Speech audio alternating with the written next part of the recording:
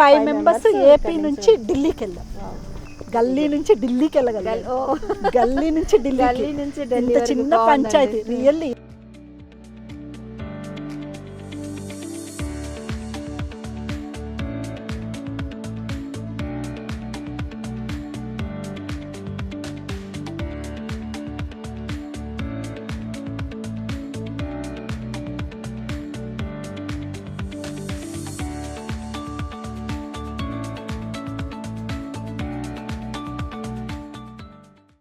Welcome to Kothakota panchayat Rani గారు.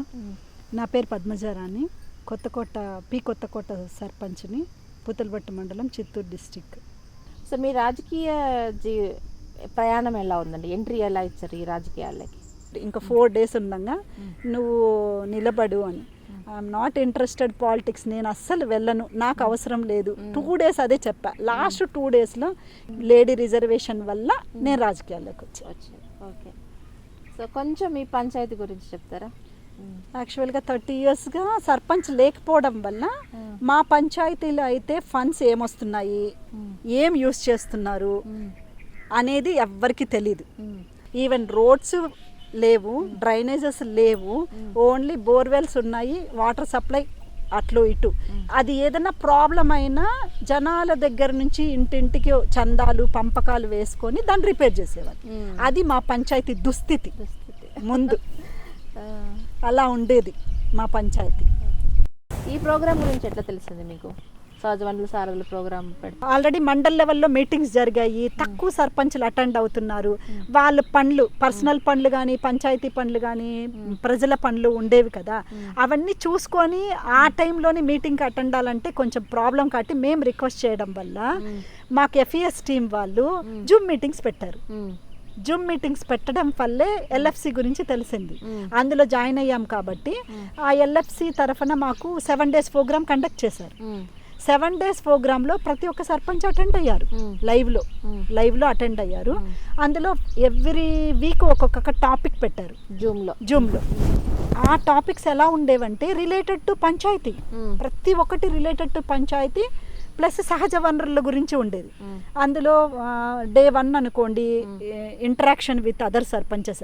యాక్చువల్గా మా మండలం వాళ్ళే మాకు తెలుసు, కానీ ఎల్ఎఫ్సిలో చేరడం వల్ల నియోజకవర్గంలో ఉండే మండల సర్పంచులు, అది మహిళా సర్పంచులు, డిస్టిక్లో ఉన్న మహిళా సర్పంచులు అందరు గ్యాదర్ అయ్యాము. ఈవెన్ మాకు ఈ ఎల్ఎఫ్సి ద్వారానే జాయిన్ అవ్వడం వల్లే డిస్టిక్లో కూడా మీటింగ్ అటెండ్ అయ్యాం. డిస్టిక్లో ఉన్న నియోజకవర్గ పంచాయతీలో ఉన్న ఉమెన్ రిప్రజెంటేటివ్స్ అందరు అక్కడికి వచ్చారు, మహిళా సర్పంచులు. వాళ్ళతో ఇంటరాక్షన్ చేస్తే నా సమస్య చాలా చిన్నదనిపించింది. ఎల్ఎఫ్సి ద్వారానే డెప్త్గా నేర్చుకోగలిగాను, డీప్గా వెళ్ళగలిగాను. ఆ కంటెంట్ ద్వారానే ఈవెన్ నేను మా పంచాయతీలో ఆ షీట్లో కూర్చొని పరిపాలించగలుగుతున్నానంటే కూడా ఎల్ఎఫ్సి వల్లే. నిజం అంటే ఆ 1 year చేసింది డిఫరెంట్, ఆఫ్టర్ ఎల్ఎఫ్సి చేసింది డిఫరెంట్. కమిషనర్ ముందు నా పంచాయతీ గురించి గొప్పగా చెప్పేసుకున్నాను. అసలు నేను ఆ సహజ వనరుల గురించి ఇంత చెప్తానని నాకే అనిపించలేదు, నాకు ఇంత సబ్జెక్ట్ వచ్చాను. అదంతా ఎఫ్ఎఫ్సి టీము ఎల్ఎఫ్సి ద్వారానే జరిగింది. అలా చెప్పిన వెంటనే కమిషనర్ గారు చాలా ఇన్స్పైర్ అయిపోయారు. సో మీకు ఎందుకు అనిపించింది? ఎవరు కూడా మిగతా వాళ్ళు పట్టించుకోరు, మనకెందుకులే, మన పంచాయతీనా, మన రోడ్ల, మన స్ట్రీట్ లైట్ల, మన కాంక్రీట్ రోడ్ల అనుకుంటారు. కానీ ఒక కొండని గుట్టని కాపాడుకోవాలనేది ఉద్దేశం ఎందుకు రాదు? ఎందుకు అనిపించిందంటే యాక్చువల్గా పంచాయతీ ఇలా ఉండింది, ఇప్పుడే చెప్పాను మీకు. అలా ఉన్న పంచాయతీని ఈ 1 yearలో ఆలోచించి ఒక కొలిక్కి తేగలిగాను. ఇప్పుడు ఇక్కడ ఉన్న మా పంచాయతీలో యాక్చువల్గా 4550 acres ఉంది ల్యాండ్. అందులో 4550 acresలో గవర్నమెంట్ ల్యాండ్ 686.82 acres ఉంది, గవర్నమెంట్ ల్యాండ్. కానీ కొత్తకోటలో పట్టాలు ఇవ్వాలంటే సెంటు భూమి కూడా లేదని రెవెన్యూ వాళ్ళు చెప్పారు. రెవెన్యూ వాళ్ళ దగ్గర తీసిన రికార్డులో 686.82 ఎకరాలు ఉంది. వీళ్ళు ఇవన్నీ రాసున్నారు, సహజ వనరుల కింద ఇన్ని వస్తాయి, వాగులు వంకలు అని రాశారు, మనం ఎందుకు ఐడెంటిఫై చేయకూడదని ఆలోచించా. దీని వల్ల ఆ వాళ్ళు ఇచ్చిన సబ్జెక్టు కంటెంట్తో 686 చూపిస్తుంది, కానీ అందులో సగం పట్టాలు వెళ్ళిపోయినాయి. ఇంక ఉన్నది 450 సంథింగ్, ఎగ్జాక్ట్గా ఐడియా లేదు, అంత ఉండొచ్చు. ఫీల్డ్కి వెళ్ళి ఐడెంటిఫై చేయడం వల్ల మాకు ఇంకా ఒక కొండ మాత్రం మిగిలింది, ఇంకా ఏమి మిగలలేదని తెలియడం వల్ల ఆ కొండని ఎక్కడుంది ఏమి అని లొకేషన్ ఐడెంటిఫై చేసాం. లొకేషన్ ఐడెంటిఫై చేసాం కానీ తర్వాత సర్వే రిపోర్ట్ లేకుండానే డాక్యుమెంట్ విత్ విలేజర్స్ ఎంఆర్ఓ దగ్గరికి వెళ్ళిపోయాం.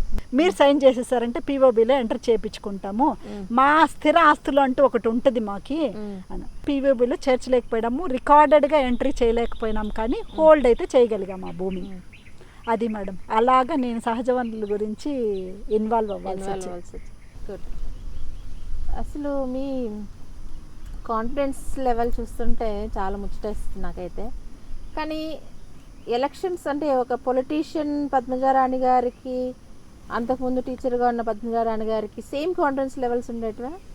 లేదు మేడం, నిజంగా చెప్పాలంటే కూల్ వేరే, రాజకీయాలు వేరే. ఇక్కడ రాజకీయ నాయకులు ఎలా ఉంటారంటే ఉన్నది లేనట్టు లేనిది ఉన్నట్టు చెప్పాలి, కానీ నాకు అది రాదు, ఇప్పటికీ రాదు నాకు. నేను ఉన్నదే చెప్తా ఇప్పుడు కూడా. అది ఆ స్టేజ్ ఫియర్ ఎలా పోయిందంటే నేను సర్పంచ్ అయ్యాక, ప్లస్ నేను ఈ ఎస్హెచ్ గ్రూప్స్తో పాటు నేను సర్పంచ్ అయ్యాక దాంట్లో చేరి 2-3 మీటింగ్స్కి అటెండ్ అయ్యాక మేము గ్రామ సభలు పెట్టడం వల్ల నా కాన్ఫిడెన్స్ లెవెల్ పెంచుకున్నా, మాట్లాడే వాక్చాతుర్యం పెంచుకున్నా. సో చాలా డిమాండ్స్ ఉంటాయి కదా పంచాయతీ ప్రజల నుంచి కానీ వాళ్ళ నుంచి, తర్వాత మీరు చేయాల్సినవి ఇవన్నీ కూడా ఎలా ఎదుర్కొన్నారు? మళ్ళీ స్టార్టింగ్ విలేజ్ ఎక్కడ స్టార్ట్ చేశానో క్యాంపెయినింగ్ ఎలక్షన్కి ముందు అదే పంచాయతీ నుంచి స్టార్ట్ చేశాను. అలాగా నేను సమస్యల్ని చాలా వరకు తెలుసుకోగలిగాను. ఆ గ్రామ సభలో డిస్కస్ చేసుకొని ఏది ఫస్ట్ ప్రయారిటీ అని వార్డ్ మెంబర్ల ద్వారా, విలేజెస్ ద్వారా, మళ్ళీ ఆ వార్డ్ మెంబర్ల మీటింగ్లో మేము అనుకున్న అజెండాలని గ్రామ సభ పెడతాం విలేజర్స్కి. ప్రతి ఒక్క విలేజర్స్ వస్తారు, మెయిన్ విలేజర్స్, వాళ్ళ ఒపీనియన్ కూడా తీసుకొని అలా సాల్వ్ చేయగలిగాం. తర్వాత అసెంబ్లీ చూడడం ఇంకా గ్రేట్ అనిపించింది. అసలు నేను అసెంబ్లీలో కూర్చుంటానో లేదో రెండో విషయం. సర్పంచ్గా కూర్చున్నాను, అక్కడ అసెంబ్లీలో కూడా కూర్చోగలిగాను. అసెంబ్లీని చూస్తానా లేదా అనుకున్న దాన్ని నాకంటూ ఒక సీట్ అక్కడ చూసుకొని వచ్చుకున్నా. ఫ్యూచర్లో ఉంటానో లేదో రెండో విషయం. ఆ 7 days జూమ్ మీటింగ్లో నేర్చుకున్నది ఒక ఎత్తు అయితే, హార్స్లీ హిల్స్కి మేడం 3 days తీసుకెళ్ళి ఏం చెప్తారంటే ఢిల్లీ నుంచి ఒక టీంని తీసుకొచ్చి అక్కడ పెట్టి షీ రిప్రజెంట్స్లో డిస్టిక్లనే పెట్టేసి చాలా అసలు ఎవ్రీడే ఒక్కొక్క యాక్టివిటీ, ఒక్కొక్క టార్గెట్లు అవన్నీ మేము ఆడుకున్నట్టే ఉన్నాయి, కానీ అవన్నీ related to panchayati. 5 members AP నుంచి ఢిల్లీకి వెళ్ళాం, గల్లీ నుంచి ఢిల్లీకి వెళ్ళగలిగాం. గల్లీ నుంచి ఇంత చిన్న పంచాయతీ, రియల్లీ ఇంత చిన్న పంచాయతీ నుంచి ఈవెన్ నేను స్టేట్కే వెళ్ళలేను అనుకున్నా, స్టేట్కి వెళ్ళా, కమిషనర్ని కలిసా. కొత్తకోట సర్పంచ్ సో పద్మజా రాణి అనే నేమును, ఫేమ్ను నిలబెట్టుకోగలిగానంటే మొత్తం credits goes to FES LFC. She represents.